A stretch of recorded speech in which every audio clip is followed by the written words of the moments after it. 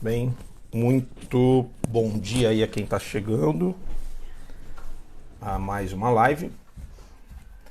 Nossa ideia aqui hoje é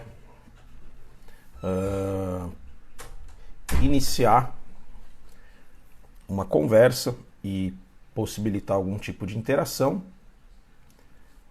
falando um pouco da depressão, não é? Eu me dei conta que falei pouco sobre esse assunto dentro do meu canal, né? Embora há vídeos com vários tipos de temas, tem pouca coisa sobre depressão. Estou pensando em falar um pouquinho sobre esse assunto. Bom dia para quem está chegando, bom dia a Egli, bom dia às demais, a Egli sempre uma querida presente. Vocês podem me dar um retorno se o som tá bom nessa altura, se a imagem tá legal, enfim, que isso é fundamental para nós seguirmos. Então bom dia para todo mundo que está chegando aí. Egli, o som tá saindo, tá bom? Tá bom essa altura? Só para a gente regular, não ficar gritando e berrando na live, né? Enquanto isso, enquanto vai estabilizando o sinal, as pessoas vão chegando, eu já recomendo para vocês o site do IGEP. A Egli deu um retorno, valeu, que o som tá bom e a imagem também. No site do IGEP, o Instituto Jungiano de São Paulo, Instituto Jungiano, o IGEP, que fica em São Paulo, você tem artigos muito bem escritos. Então eu dei uma olhada por lá, fiquei muito surpreso. Me parece que o IGEP hoje é uma das melhores opções para quem deseja fazer um curso junguiano. Curso de arte-terapia, psicossomática, eles têm uma porção de opções lá. Não é um lugar tão caro e é um lugar que tem colegas meus que eu gosto bastante, tá? O pessoal tá falando da camisa astral do Zé Pilintra, né? Não é só a camisa, agora eu tô com uma corrente do Zé Pilintra, a espada de Ogum. Precisamos de todas as forças, né? Bom, então como eu estava dizendo, o IGEP é um lugar muito bacana. E de lá eu retirei um artigo, né, um pequeno escrito, de uma moça com um nome curioso, Malena Segura Contreira. É uma analista em formação do IGEP que fez uma relação entre depressão e corpo, tá? E aí a gente vai aqui fazer algumas conversas com esse texto. O texto dela, depois eu coloco disponível para vocês, me parece bem rico. O rebaixamento dos sentidos. Toda queda é uma depressão. Bem, a ideia aqui nessa live é pensar a depressão e pensar a clínica junguiana diante da depressão, não é? Então, já de antemão, a gente pode fazer uma pergunta norteadora desse primeiro passo, que seria a seguinte: existe algum tipo de tratamento específico para depressão? Não é? A clínica junguiana, ou da psicologia analítica, ou da psicologia complexa, são sinônimos. Ela tem alguma especificidade para tratar a depressão? Né? Então é sobre isso que a gente vai falar. A Egli já dá um testemunho aqui embaixo nos comentários. Depressão não tratada pode matar. Uma amiga suicidou-se recentemente. Perfeito, perfeito. A gente tem aí uma epidemia depressiva no mundo, né? Não vou aqui ficar repetindo uma coisa que todo mundo sabe, que é considerada a doença do século, talvez do milênio, enfim. O número de suicídios é gigantesco, né? Grande parte dos suicídios não é dito. Pesquisadores desse campo chegaram à conclusão de que você divulga suicídio, você estimula o suicídio, né? Muitas pessoas vão na onda. Existe uma grande existência de suicídios dentro da Igreja Católica, né? Eu soube devido a um trabalho que eu fiz a padres. Muitos jovens cometem suicídio ou flertam com suicídio, né? Então, esses dias eu conversei com uma supervisora, colega minha, e é assustador o número de jovens que tomou medicação, que já tomou N caixas de medicação, que já se cortou, né? Então, a gente tem uma epidemia mesmo, podemos pensar, né? Então, algumas vezes o suicídio, o ato suicídio do suicida está atrelado a processos depressivos. Não é sempre, tá? Não é sempre. É um erro pensar que todo mundo que comete suicídio está depressivo, né? Suicídio ele tem bastante causas. Bom, a Irani Fernandes parece que conhece a autora desse artigo, né? Mande para ela um beijo, depois mande para ela o vídeo, eu vou subir para o YouTube, tá? Já te agradeço de antemão a autora. Então vamos conversar aqui um pouquinho com a Malena Contreira. Olha só esse trecho que ela traz para a gente pensar. Eu não vou ficar me atendo ao texto, vou fazer algumas conversas, tá? Então ela faz aqui uma aposta para pensar a depressão. O traço mais marcante dos nossos tempos talvez seja a maneira como nos rendemos todo o trabalho e a um cotidiano repleto de tarefas tecno-burocráticas, pagamento de boletos, bancos, formulários médicos, manuais de instalação. Estamos afogados num mar de chatice e tédio por todos os lados. E nosso corpo, em grande parte dos casos, anda amortecido pelo cansaço do trabalho extenuante e vazio, ou ainda pela sedação das telas de comunicação que capturam nossos sentidos.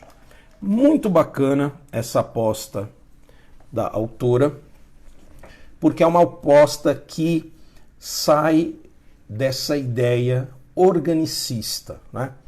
Hoje, se você vê todo e qualquer comentário sobre depressão, enfatiza que é uma doença, não é? As pessoas partem dessa ideia. As pessoas partem da ideia de que depressão é uma coisa que deve ser tratada com medicação, né? Ponto final. Há alguns psiquiatras que defendem isso como verdade absoluta, né? Os programas da mídia, do YouTube, até mesmo do Setembro Amarelo, feitos por psicólogos, dizem a mesma coisa, né? Então há um discurso corrente de que a depressão é uma disfunção neuroquímica do cérebro, não é? A autora aqui já vem de voadora linda, colocando o contexto cultural, político, socioeconômico que vivemos, não é? Ora, se você vive uma rotina chata, entediante, sem o menor sentido, se a sua existência não tem sentido algum, a depressão, portanto, pode ser pensada como atrelada a essa vida sem sentido, né? E não a um cérebro, né? Até porque um cérebro cru não existe, não é? Nós temos subjetividade, tá? Esse é um pontapé inicial do texto e acho que é um mérito da autora, não é? E aí ela vai dar uma ênfase à tecnologia aqui. Quanto que a tecnologia nos isola, o quanto que a tecnologia nos separa de contatos humanos. Não sei se eu concordo muito com a autora. Eu concordo parcialmente, porque, veja, estamos aqui mesmo num contato, né? Eu conheço muitas pessoas que sustentam a sua experiência no mundo através das redes sociais, das redes virtuais. Então há que se ter cautela de condenar a tecnologia, né? Aquela velha história, né? Ah, mas no nosso tempo a gente jogava bola, corria, tinha contato, abraçava, as pessoas se reuniam. Queridos, isso não deixa de ser um pouco de nostalgia de nós velhinhos, né? Que estamos aí adentrando a velhice, né? Uma coisa meio de não entender a nova geração, né? Nova geração é essa, é uma geração que cresce em meio à tecnologia. Claro que há um problema aí, né? O uso que se faz da tecnologia são outros 500, né? A responsabilidade que a tecnologia nos traz é outra coisa. Mas ela vai dizendo isso, e aí ela toca num ponto que aí sim eu concordo. A questão é, nada nos convida a sentir, nada nos desperta por meio da beleza, que poderia nos chegar por meio dos sentidos, por uma aiestese que nos faça sentirmos-nos vivos e pulsantes. Bonito, né? Veja que legal isso aqui, isso eu concordo. Esse rebaixamento das vivências sensoriais, que nunca são convidadas para a festa da produtividade tecno-instrumental, demasiadas vezes tem sido confundido com depressão. Se pensarmos no sentido da palavra, depressão é uma queda, um rebaixamento de nível de alguma coisa. Falamos de depressão do terreno, de depressão no nível do mar, etc. Aqui a autora nos traz uma coisa importante, não é? Muitas vezes, meus caros, eu estava conversando isso com uma colega, a gente psicologiza demais, né? A gente foi capturado por uma psicologia, por um estudo da psique muito mental, né? Bom, tanto que a prática de consultório se dá parado, né? Via de regra. Ou você está no divã, ou você está tete a tete. Acontece o seguinte, o bem-estar da nossa psique depende fundamentalmente do corpo. Então, um camarada que está deprimido ou passando por uma crise depressiva, por exemplo, ele precisa tomar sol, né? Então, não há nada de psiquismo aí, né? Há um corpo que precisa de sol. Há um corpo que precisa de exercício físico. Há um corpo que precisa de ocupação, não é? Então, assim, é importante pensar a depressão também nesse sentido de queda de energia vital do corpo, né? Veja, eu fico assim abismado, e eu trabalho muito isso com meus analisantes, que é o seguinte, São Paulo, não sei de que cidade você é, tem trocentas experiências gratuitas. Não há por que você não se movimentar. Hoje mesmo uma grande amiga está fazendo uma roda de yoga, de massagem, calatonia, tarô, um monte de coisa gratuito no Parque Ibirapuera, né? Então, a primeira, assim, eu acho que o ponto forte desse texto que ele levanta é precisamos ter experiências sensoriais, corporificar, não é? Ora, isso vai num caminho oposto de um sujeito parado, de um sujeito entregue, de um sujeito acamado, não é? Vamos seguir aqui um bate-papo, a Irani coloca assim: também penso que a tecnologia pode ser bem usada.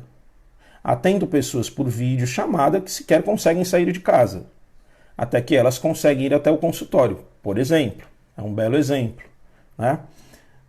A Egli coloca: eu percebo que a depressão acontece pela falta do encontro verdadeiro com o outro, ou seja, de amor. Pois é. Acontece, né, Egli e a Iranir e todos que estão me vendo, que para você encontrar o outro, você precisa de eros. Você precisa dessa energia vital, tá? Que o Jung coloca em alguns textos, que vai para além do logos, né? Além de uma certa razão, de uma racionalidade, né? Então o eros é essa energia que te faz querer o outro. E esse outro não é só o outro humano. Pode ser uma árvore, uma cachoeira, um mar. Então eu demorei muito, meus caros. Eu sofro processos depressivos violentos desde os meus 10 anos. Eu demorei muito para levar a sério esse clichê de contato com a natureza. Mas eu demorei muito. Né? Então, não há uma semana que seja que eu não tire e não dê um jeito de ficar descalço em algum lugar com árvore e com natureza. Né? Eu fui descobrindo que o meu corpo precisa disso. Tá certo? Bem, a autora segue perguntando: estaremos de fato todos deprimidos? Né? Então ela faz essa questão. E aqui ela entra um pouco com o olhar da psicologia junguiana. Né? E ela apresenta o olhar clássico da psicanálise. Né? Claro que o diagnóstico é necessário, que o diagnóstico tem a sua razão de existir, mas a psicanálise e a convergência entende, né, essas teorias pensam que todo processo depressivo é um sintoma. Anotem isso, porque isso é muito importante. Todo processo depressivo é um sintoma. O que isso significa? Todo processo depressivo carrega uma mensagem, carrega um chamado, carrega um pedido das suas partes mais profundas. Não existe um processo depressivo descolado da subjetividade. Não é? Então, essa concepção ela supera o conceito de doença. Ela vai para além da psiquiatria. E a autora coloca uma coisa importante. Por que hoje todo mundo adora a linguagem psiquiátrica? Né? Não sei se vocês já repararam, prestem atenção nisso. Grande parte das pessoas adora dizer que tem transtorno. Ah, não, eu tenho déficit de atenção. Ah, não, eu tenho transtorno depressivo. Ah, não, eu tenho transtorno de ansiedade generalizada. Ah, mas o filho da Carotinha, ele é transtorno desafiador opositivo. Ah, não, mas ele tem esquizofrenia, né? Ah, não. Então, a psiquiatria, diferente de outras épocas, ela dominou a linguagem coloquial. Numa quebrada, você vai vestindo esse discurso psiquiátrico. Tu vai na alta sociedade, outras pessoas repetem o discurso psiquiátrico, não é? E eu vi em algum lugar, acho que foi numa palestra, um cara falando uma coisa que eu achei genial. Na antiguidade, os sentimentos eram deuses. Né? Então as pessoas atribuíam seus afetos e os seus sentimentos a outros deuses. Não é? O homem contemporâneo, ele se apropriou de tudo, ele matou os deuses e hoje os deuses é que dominam o homem. Pegaram a visão? O homem contemporâneo, ao nomear o mundo, perdeu o contato com o mistério do mundo e ele se acha o dono de tudo. Tá? Legal, né? Olha o que a autora diz aqui, que bacaninha. O homem sempre usou a linguagem não apenas para atribuir significado ao mundo, mas também para ter sobre aquilo que nomeia.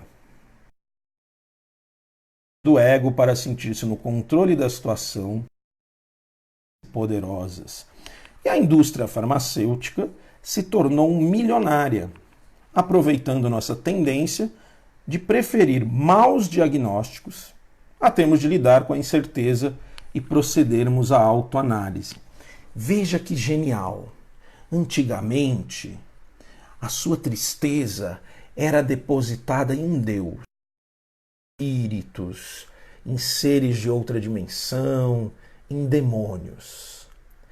E hoje, a sua tristeza, ela ganhou um outro nome, né? Ela ganhou um nome de depressão, ela ganhou um nome de transtorno depressivo maior. Quer dizer, e o Jung coloca isso. Aí ele falou que o som está ruim, mas outros colegas podem dizer? Vamos ver se tem algo aqui acontecendo. Me digam como está o som. Deixa eu ver se eu posso aumentar aqui.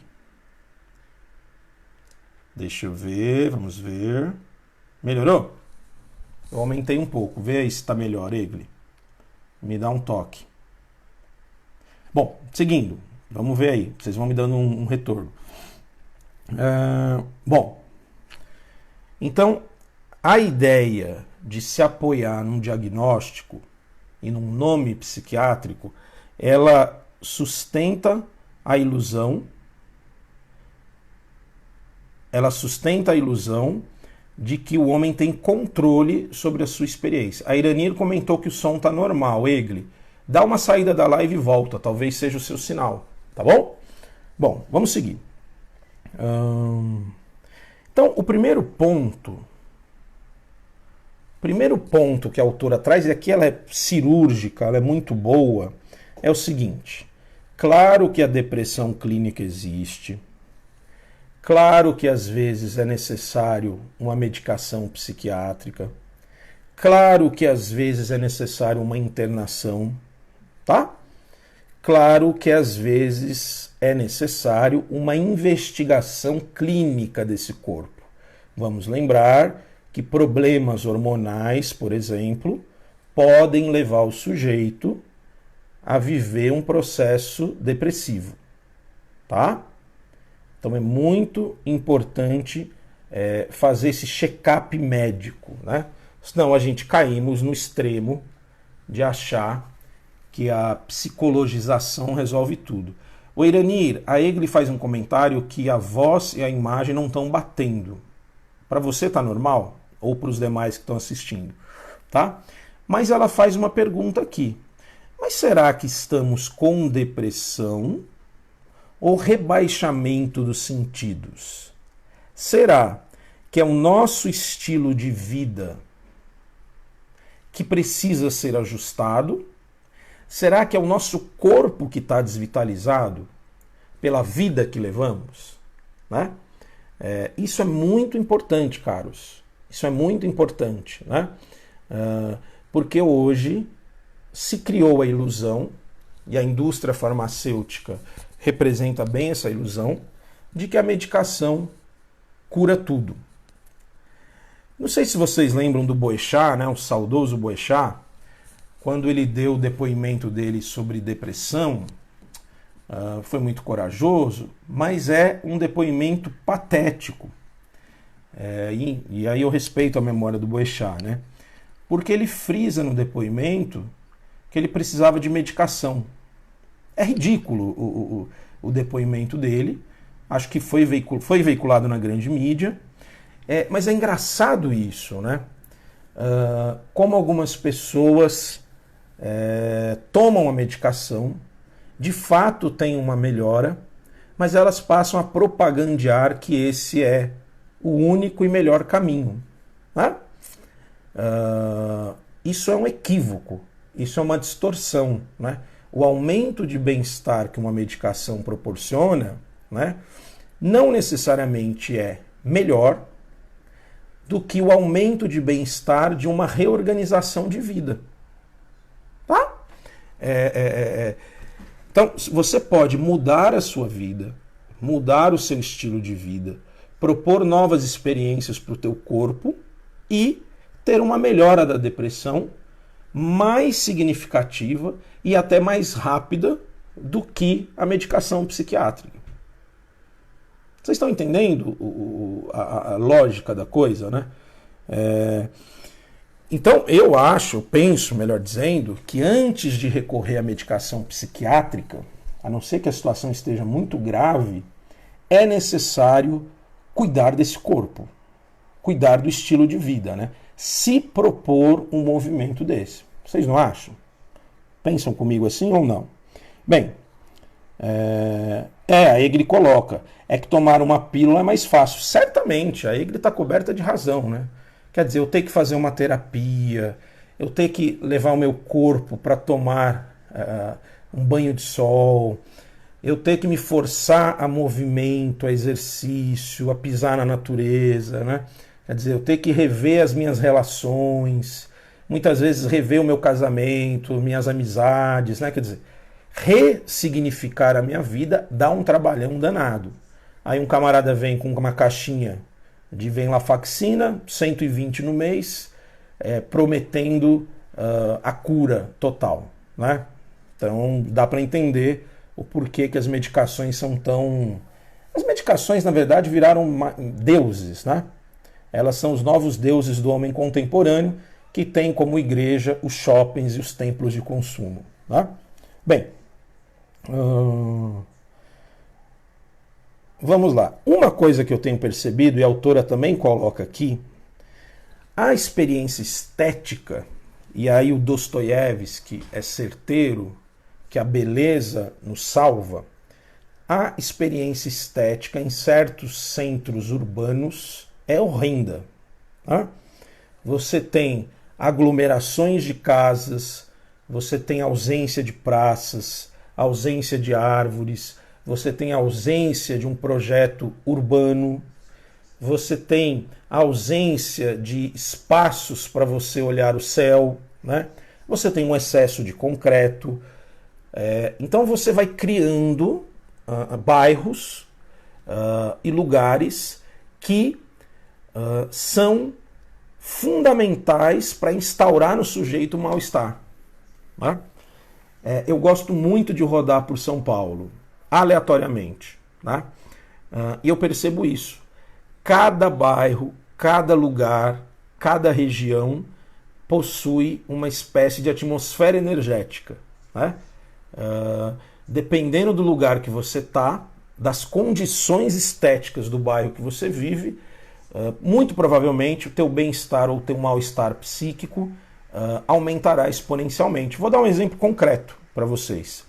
Atualmente eu moro numa, que é bem pequena, um flatzinho, né? Na região aqui do Brooklyn, tá? Uma região considerada de elite. Eu achei uma casa numa vila de um Portuga Maluquetes, que é um preço muito abaixo. Então eu pago no aluguel aqui o que eu pagaria no aluguel na Quebrada. Foi um achado mesmo. E é um bairro que tem muitas praças, muitas árvores, tudo é feito a pé. É um bairro seguro, é um bairro em que você conversa com as pessoas. Tem um bar do lado aqui da minha casa. Eu conheço todas as pessoas da vila. Então eu faço muito trajeto a pé e de bicicleta. Tá? A qualidade de vida desse bairro, o bem-estar que essa região trouxe à minha psique é considerável. Eu morei por um tempo no Portal do Morumbi, é uma outra região em São Paulo, que as pessoas não andam a pé. É uma coisa bizarra, né? É um bairro da classe média e de algumas classes médias emergentes, quase ricas, que funciona aquele papo da lógica do condomínio. Então as pessoas só usam carro. Então você não tem contato com pessoas na rua. Não há árvores naquela região. Tem 2 shoppings gigantescos. Olha, eu tenho certeza que se eu voltasse para aquele bairro, eu deprimiria. Questão de tempo. Né? Vocês estão entendendo como é importante pensarmos isso? Né? Como é importante ampliarmos esse olhar sobre a saúde mental e a depressão? Poderíamos pensar nos bairros depressivos, nas cidades depressivas, nos governos depressivos. Né? Seguindo. Ela vai dar uma ênfase aqui à tecnologia, que eu já disse, vamos seguir. Né? Claro, aí ela vai falar, olha, se você fica só na tecnologia, tato, paladar, olfato, propriocepção, sentidos de proximidade, tudo isso vai sendo deixado de lado. Aí você come comida poluída, poluição do ar, enfim, seu corpo ele vai travando, né? E você vai tendo aí isso que ela fala, é a pergunta que ela faz. Estamos deprimidos ou desvitalizados sensorialmente? Essa é uma pergunta muito boa. E ela trouxe aqui uma coisa que eu também li num jornal, que surgiu uma nova profissão, que é um camarada chamado abraçador. Então é assim, você vai pagar um profissional, não para ter relação sexual, mas para ganhar abraços. Tá? Então olha o nível da nossa cultura contemporânea, né? A Egle coloca: há tantos mundos quanto são as criaturas, os bairros, as cidades, planetas, dimensões. Eu acho que é isso aí, né? Eu não sei se você sabe, né? Corre o boato no universo masculino de que muitos homens pagam profissionais do sexo para ficar abraçado e receber cafuné. Olha o nível. Aí você pensa, mas é coisa de terceiro mundo, né? Do Brasil. Não. Tem um programa na Netflix, Sexo e Amor pelo Mundo, que inclusive eu recomendo, que no Japão estão contratando coaches para aprender as pessoas a conversar, para ensinar as pessoas a dialogar, a olhar no olho, a pegar na mão. Por exemplo, no Japão não há o costume de dar beijos em público. E existem algumas casas do sexo, se a gente pensar a sexualidade num termo amplo, que os japas, as mulheres japonesas, vão para serem paqueradas pelos homens. Os homens lá são profissionais especializados no flerte, no olhar, no elogiar, no toque. Não acontece nada além disso. Então, vocês vejam a catástrofe que é a nossa cultura, né? É uma cultura da catástrofe, né? Uma cultura do não contato, né? Bom, minha gente, comentários, perguntas, complementos, vão colocando aí, tá?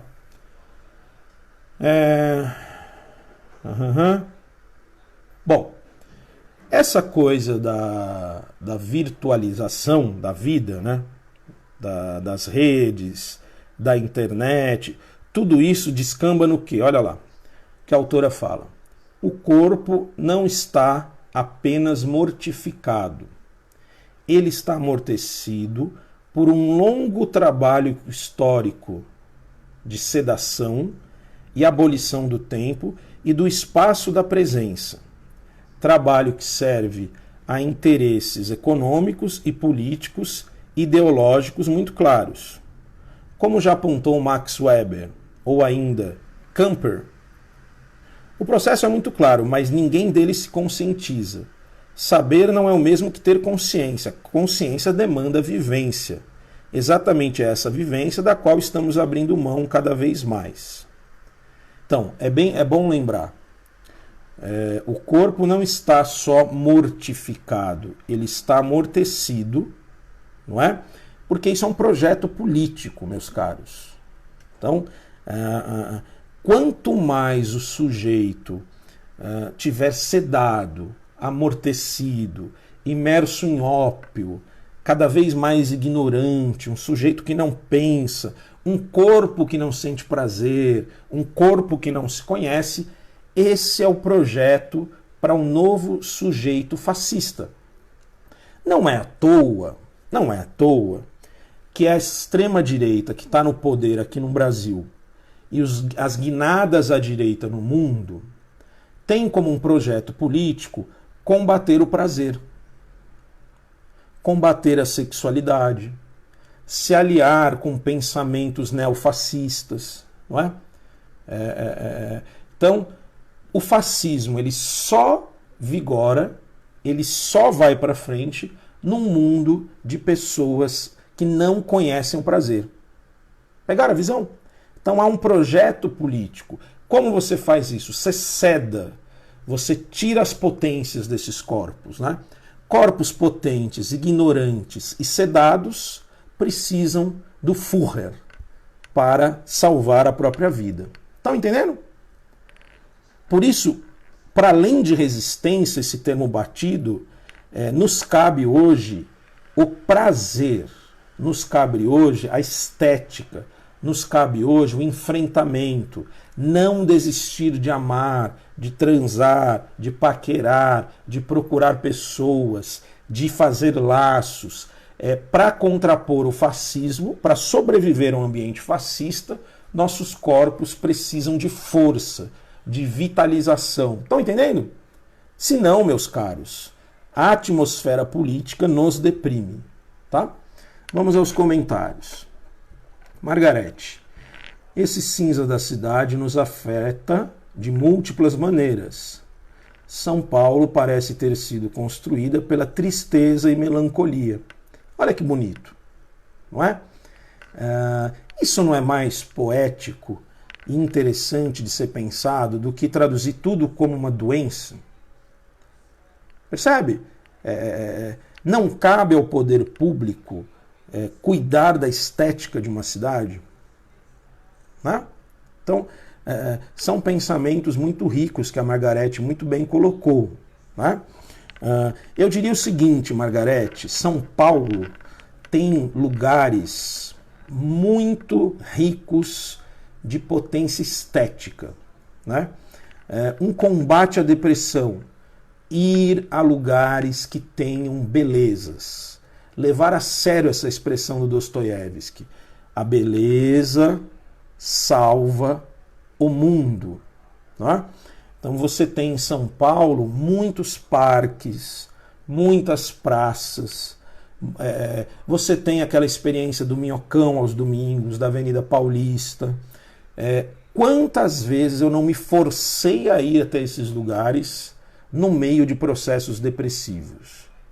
A gente precisa fazer isso. Né? A experiência estética nos captura. Né? Ela pode nos ajudar no meio do caos. Estão entendendo? Bom, o James Hillman, e autor atrás aqui, que é um autor considerado pós-junguiano, muitos idolatram, outros gostam desgostando, que é o meu caso. Né?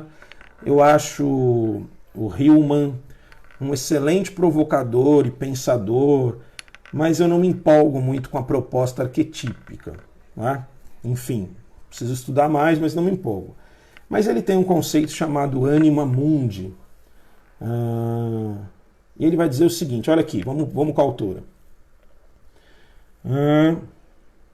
Destruir a conexão corpo e alma foi uma das piores perversões herdadas das religiões monoteístas, geradora de uma situação na qual nos espelhamos em corpos sem alma, zumbis, ou em almas sem corpos, fantasmagorias, nome mais adequado às imagens técnicas da mídia, muito diferentes das imagens artísticas, das imagens de culto, das imagens oníricas, potentes e mobilizadoras de energia psíquica, como afirmou Jung.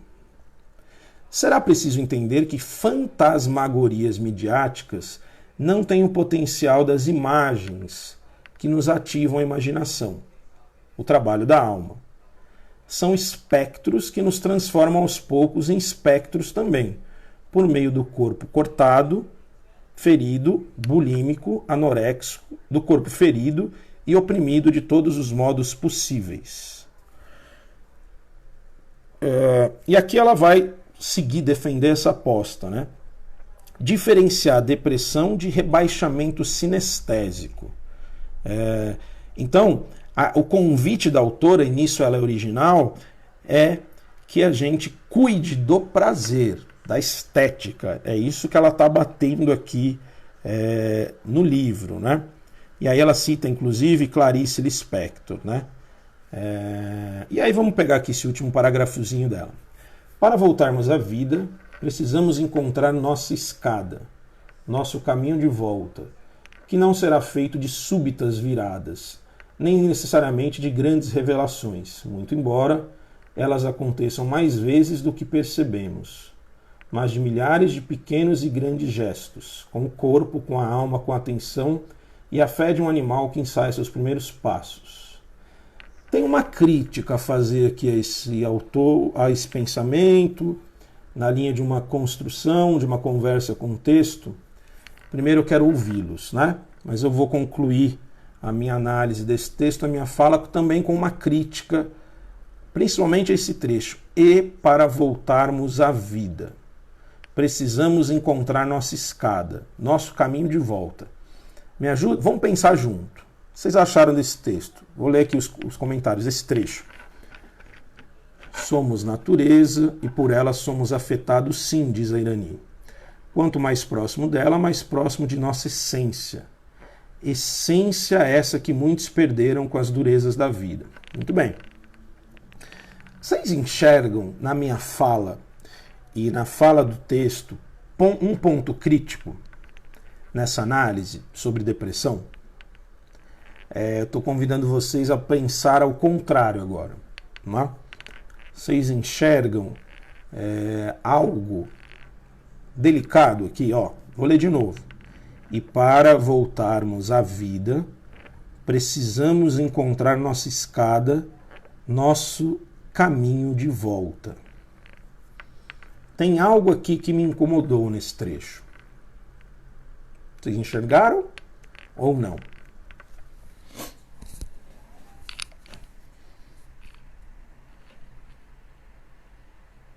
Alguém captou alguma mensagem? Não? Então vamos lá. Tem um risco aqui nesse texto, uma aposta, de condenar os processos depressivos a uma negatividade, né? Quase como se um processo depressivo não fosse vida.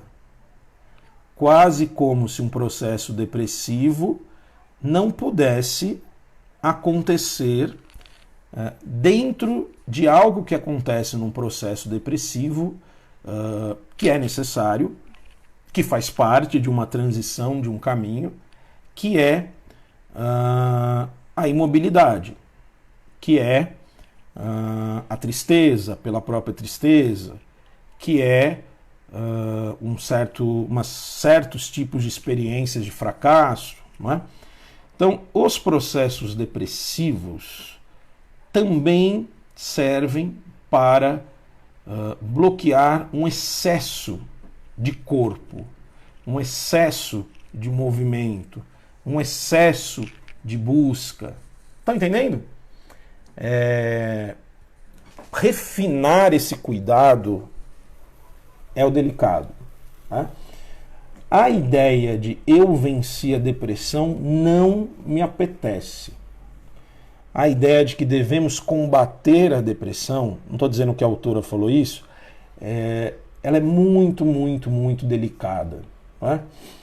Tudo bem, se a gente pensarmos num combate, como diz Jung, que as duas partes tenham a mesma consideração, legal. Se a gente pensa num combate de que vamos vencer a depressão, muito provavelmente já perdemos a lição que a depressão tem para nos oferecer. Porque, queriduchos, os processos depressivos também são um chamado para dentro, para a alma, para um território despovoado, não é? Também são fluxos energéticos de uma introspecção. Então, muitas vezes, eu arriscaria dizer que talvez a maior parte das vezes, a depressão é uma ferida que carrega o seu próprio remédio. Estão entendendo? Eu pegaria esse texto, fazendo essa conversa, para pensar assim: como atravessar melhor esse processo depressivo? Né? Como aprender algo com essa experiência? Né? Como me abrir para os sentidos ocultos dessa experiência? Né? Como me entregar para uma renovação que vai se desenhando no meio dessa angústia, no meio dessa dor, no meio desse cansaço? Né? É sempre muito delicado. Que horas devemos forçar a mão, enfrentar? Que hora devemos nos entregar ao processo como processo? Agora, penso eu que o que desespera muito nos processos depressivos é a ausência de sentido. Quando a gente cria sentido, até mesmo as piores experiências são passíveis de travessia. Né? Tá bom? Curtiram? Será que foi interessante esse papo? Eu quis aqui um mix de pensamento e conversar com um texto que trouxesse algumas ideias. Joia? Agradeço aí a companhia de vocês. Enfim, dúvidas, comentários, questões. Eu vou subir esse vídeo lá para o YouTube. Se você puder, dê um like lá também, faça seus comentários. E, pelo menos aqui em São Paulo, está um baita de um sol. Levem seus corpos para tomar o sol, mesmo depressivos, tá? Mesmo estando em depressão. Permaneçam deprimidos, mas ao sol, né? Acho que isso pode ser um bom caminho, né? Que seria pensar como levar nossa sombra para tomar um pouco de luz, né? Isso pode ser inclusive uma experiência estética de beleza, né? Há uma estética, há uma beleza no sofrimento humano. Claro que ajuda muito os grandes clássicos da literatura, né? Aprender a estética, a beleza que há no próprio sofrimento e nas fases ruins da vida é um grande desafio, penso eu. Tá bom? Forte abraço, um beijo e que os deuses que moram em São Tomé consigam te mostrar o caminho para Machu Picchu. Falou, galera, até mais, graças.